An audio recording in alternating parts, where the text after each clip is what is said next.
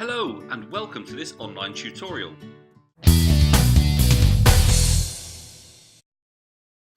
To help me, I'll be using this set of notes, which can be freely downloaded from www.flippinghistory.net. I hope, if you enjoy this tutorial, that you'll be able to subscribe using the subscribe button above or the watermark below. How can we explain Japanese expansion in the move to global war? A variety of factors interacted with one another to bring about a situation where Japan was prepared to attack and invade countries as far-ranging as China, to the Philippines, to the USA, to Singapore, in the period before and during the Second World War, committing some of the worst atrocities known to history. And today we'll explore some of the reasons for this. And the first one is nationalism. Japan had moved away from being a feudal society and had underwent major modernization in the late 19th century, in what is known as the Meiji Restoration, from 1867 to 1912. And this had been an effort to strengthen itself against foreign invasion. This modernization program was formalized in the Meiji Constitution of 1889, which was a formal set of rules drawn up by a special group called the Privy Council, and it governed how the nation was to be ruled. Article 3 of the Constitution stated, "The Emperor is sacred and inviolable." Indeed, he was perceived to be a direct descendant from heaven, who had the best interests of the Japanese people at heart. The Constitution is a crucial document. It was based on the Prussian and British models. It created a parliament called the Diet, which consisted of two divisions: the appointed House of Peers, which included nobility, big taxpayers, famous individuals, as well as special appointments made by the Emperor himself, and also the democratically elected House of Representatives, which was elected by men over the age of 25 years. Because it had a constitution like the West, and because it was economically powerful and modern like the West, Japan started to think it could act in an expansionist manner like the West. Moreover though, Japan didn't just experience nationalism, it experienced ultra-nationalism, which is only a short step away from outright racism. It is important you can identify the difference between the two. Whilst many schools, for example, promote nationhood and cultural heritage in Japan, it was taken to extremes. Compulsory education was extended from 4 to 6 years, and during this time the Imperial Rescript on Education advised that Japanese children extend your benevolence to all. The national curriculum emphasised loyalty to the state, and special importance was placed upon the perception of the emperor's divinity. He was seen as the 124th direct descendant of Emperor Jimmu, who was descended from the sun goddess Amaterasu, as well as 2,600-year-old Japanese history and culture. Teachers in training had to learn military skills, and a special connection between education and the military developed. Moreover, Japan was unique in that it was the only Asian nation never to have been annexed by a Western or American power, and had an ancient history of independence which fed its sense of specialness and ultranationalism further still. So this uniqueness gave rise to ultranationalism that saw many Japanese as having a natural right to use these qualities to lead the rest of Asia. As Honjo Shigeru points out, the uniqueness of Japan entitled it to become the leader of Asia. So our first reason is nationalism or ultranationalism. Secondly, let's explore the role of militarism. In order to protect itself, the military had held a special place in Japanese society for centuries. The pre-modern government of Japan had been a military dictatorship in which real authority rested with a shogun, whose helped were the Bakufu. Even after the Meiji Restoration, the military was a political force in Japan, holding cabinet positions. Korea was Japan's closest neighbouring state. Today, they are 587 miles apart. And Japan had invaded it back in the 16th century before being forced out. By 1876, though, Japan was in a strong enough position to enforce over Korea the Japan-Korea Treaty through what's known as gunboat diplomacy, also known as the Treaty of Ganghwa Island in Korea or the Treaty of Amity in Japan. And under this treaty, Korea was no longer a tributary state to China. Japanese citizens could not be arrested or tried in Korean courts, even if they broke Korean law, and this is called extraterritoriality. There could be no restrictions on Japanese imports coming into Korea. And Korea had to open up 3 ports of trade to Japan. In 1884, even overthrew the Korean government. It was very clear to any nation watching that Korea could not adequately defend itself. In 1885, Britain got involved and took over a Korean port also, Komundu, or Port Hamilton as it was called, in Jeju.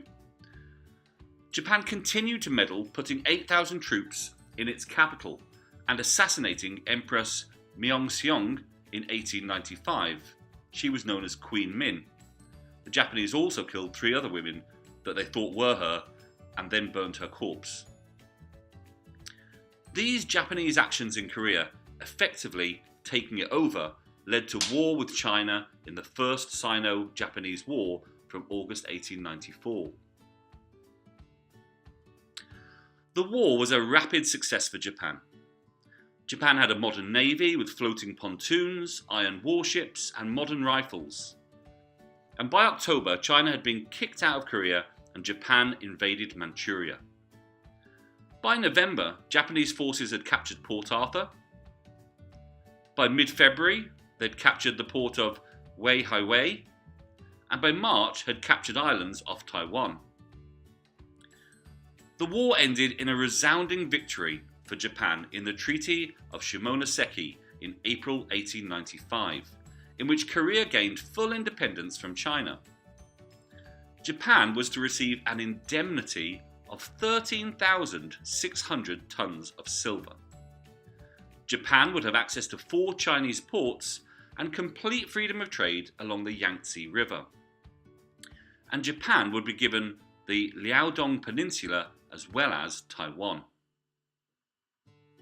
However, Britain and Russia and others were not keen on seeing Japan's power grow because they both had interests in Asia. As a result, the tripartite intervention, Russia, Germany and France, occurred, meaning Russia now took the Liaodong Peninsula on lease from China instead of Japan, and also the Shandong territories were given to Germany. This was a humiliation for Japan, and there's a strong argument that there were racial connotations to it as well as economic. After all, the British, for example, had many beliefs about their own superiority across the world. Japanese military had experienced substantial success in Korea and China, and yet had left feeling humiliated and that they were not being allowed a greater share of the spoils. Gashin Shotan, or endurance and hard work for the achievement of future revenge, became the order of the day. The British then signed an agreement with Japan known as the Anglo-Japanese Alliance of 1902. This stated that they would help each other militarily if involved in a war against 2 powers. Seeing as Russia's main ally France was preoccupied with Germany in Europe, there was little chance a Japanese war against Russia would therefore involve the UK, thus giving Japan the green light to attack Russia. During the Boxer Rebellion in 1900, Russia had stationed 200,000 troops in Manchuria and refused to move them. Moreover, they had a fleet of warships in Port Arthur since 1897. In February 1904, relations got so bad that the Russian ambassador was asked to leave Japan, and the Japanese attacked the Russian fleet at Port Arthur on the 8th of February. By April, the Japanese had entered Manchuria, and by January 1905 had destroyed the Russians in Port Arthur. 500,000 soldiers were involved in a battle at Mukden, and Russia sued for peace after a revolution at home. The ensuing peace treaty was known as the Treaty of Portsmouth of 1905, and it meant that Japan now had again leased the Liaodong Peninsula and Port Arthur from China.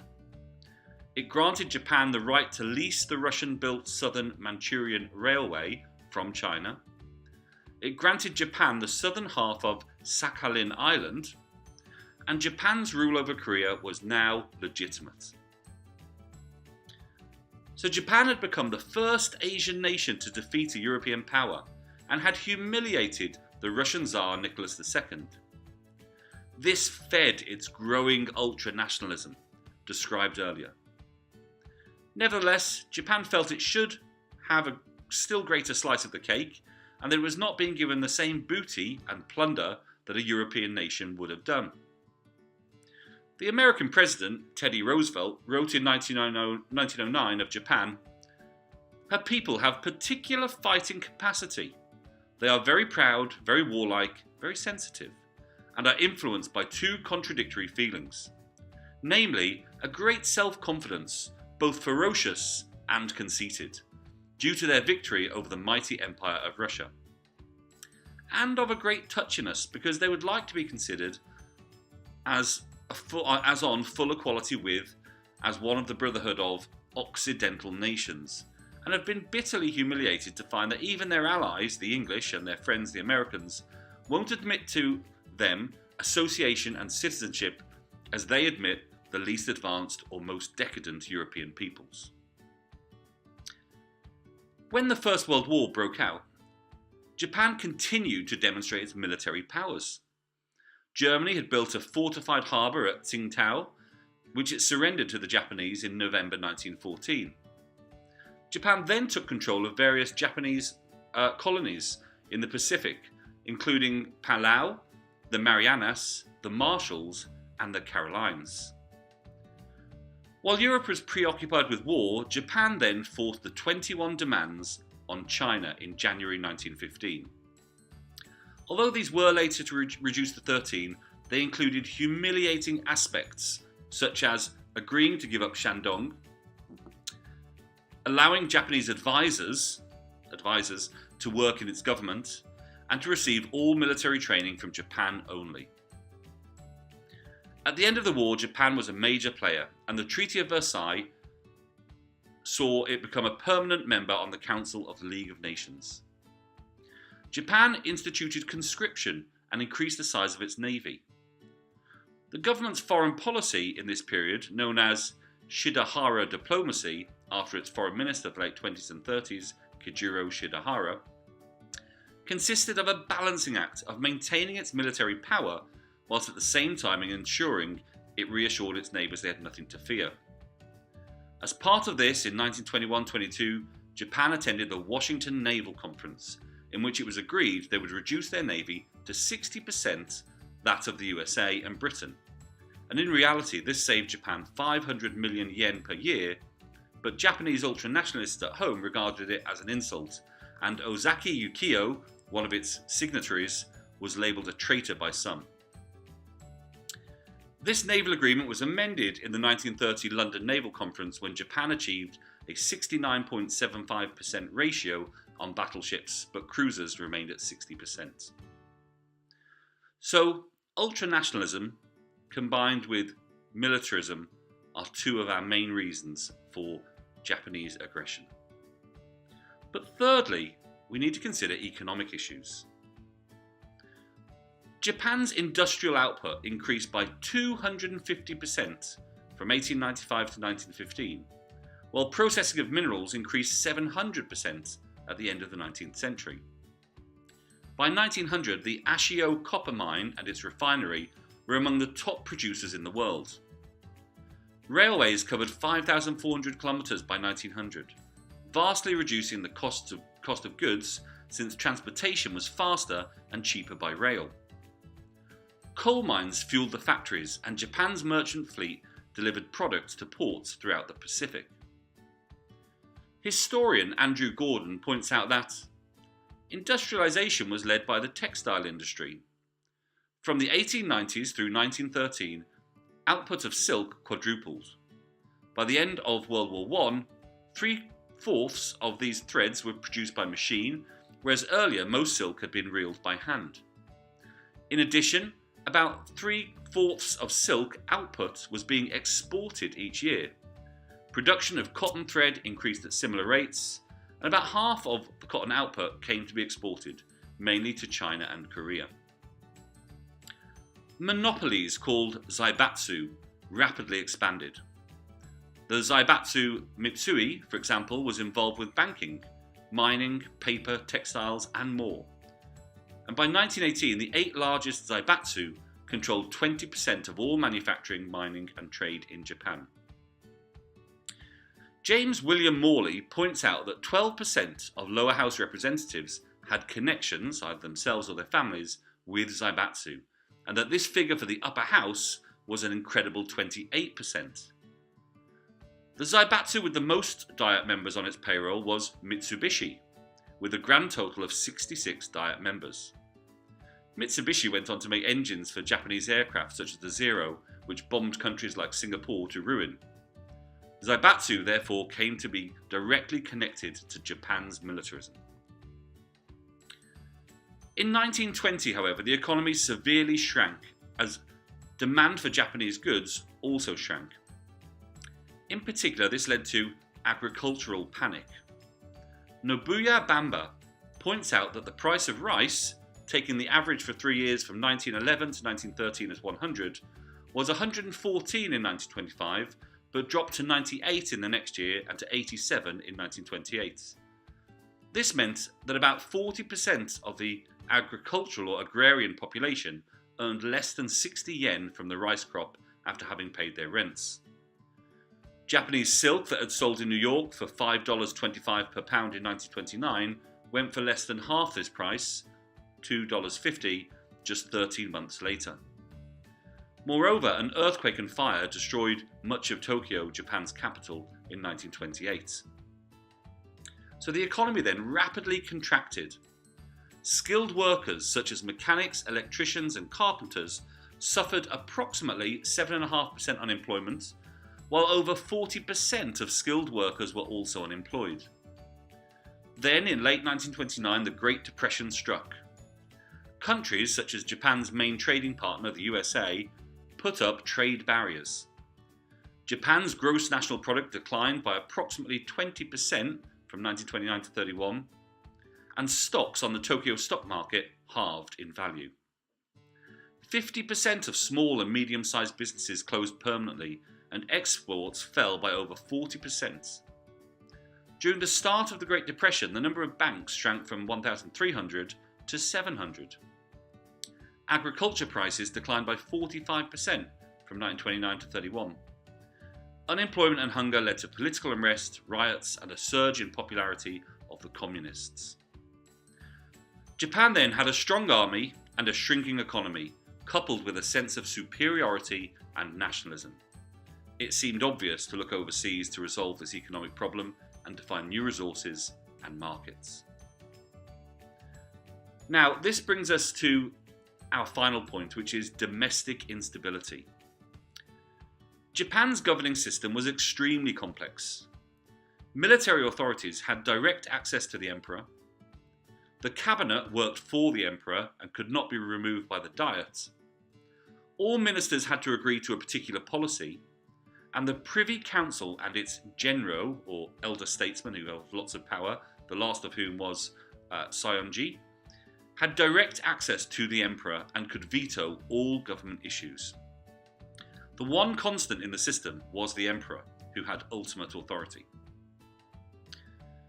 Communism appealed to the millions of unemployed urban workers, and even though membership of the party was small, the government decided to crack down on them through the Peace Protection Law of 1925. As Tessa Morris Suzuki writes, within a month of the 1928 election, over 1,000 left-wing sympathisers had been arrested. The world's only communist state was the Soviet Union, which bordered Japanese-owned Korea as well as Manchuria. The control faction, or Toseiha, of the army wanted to reform Japan's government rather than destroy it. More radical factions such as the Sakurakai, or Cherry Blossom Society, and Kodoha, Imperial Way, wanted complete destruction of political parties. These radical groups attempted a series of coups from 1931 onwards, and the army effectively took control of the government. This can be seen in the appointment of prime ministers from the army and navy. Between 1932 and 1941, Japan had 9 different men serve as prime minister, 6 of whom were generals or admirals. In 1928, the Kwantung Army, many of whom were members of the Kodoha, or Imperial Way, ordered the assassination of Manchuria's warlord Jiang Zhou-lin. This faction set out to free Japan from economic depression by pursuing a course of aggression. So what are our findings? Well, these factors were to culminate in the Manchurian crisis. Japan experienced massive industrialization, was a major military and political power, had a sense of grievance, and faced mounting economic problems in a political system that was controlled by military forces and fed by ultra-nationalism. Okay, thanks for watching. If you'd like to learn more about this tutorial, you can download a fully resourced 4-part lesson from www.flippinghistory.net.